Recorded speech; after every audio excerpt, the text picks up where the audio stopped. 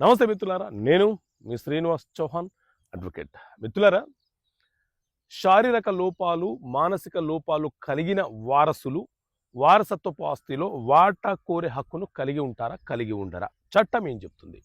So మిత్రులారా, మన దేశంలో హిందూ వారసత్వపు చట్టం 1956 అమల్లో ఉన్నది.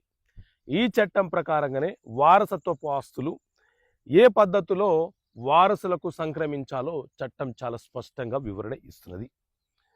సో ఈ చట్టంలోని సెక్షన్ 28 ఏం చెప్తుంది అనంటే, ఏ తల్లిదండ్రులకైనా సరే మానసిక లోపాలు కలిగిన వాళ్ళు కానీ, శారీరక లోపాలు కలిగిన కొడుకులు కుమార్తెలు జన్మించిన సందర్భాలలో వారు కూడా వారసత్వంగా వచ్చే ఆస్తిలో వారి వాటాని పొందే హక్కును కలిగి ఉంటారు.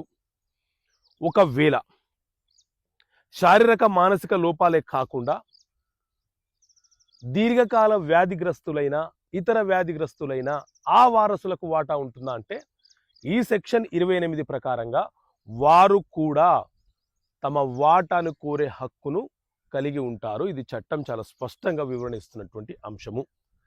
కొన్ని ఫ్యామిలీలలో, కొన్ని కుటుంబాలలో మానసిక వైకల్యం కలిగినటువంటి కొడుకులు లేదా కూతుర్లు ఉంటారు, లేకపోతే శారీరక వైకల్యం కలిగిన వాళ్ళు ఉంటారు. వీళ్ళని మిగతా వాళ్ళు డామినేట్ చేస్తూ వీళ్ళకు ఎలాంటి వాటా ఇవ్వకుండా, వీళ్ళ మెయింటెనెన్స్ చూసుకోకుండా వాళ్ళని ఇబ్బందులకు గురి చేస్తుంటారు. సో వాళ్ళు ఎవరైతే ఈ రకంగా మానసిక శారీరక లోపాలు కలిగి ఉన్నవారు ఉన్నారో వారు కానీ, వారి తరపున ఎవరైనా ఒక గార్డియన్ కానీ న్యాయస్థానంలో కేసు ఫైల్ చేసి వారి వాటాని కోరే హక్కును కలిగి ఉంటారు. ఓకే మిత్రులారా, థ్యాంక్ యూ. జై హింద్.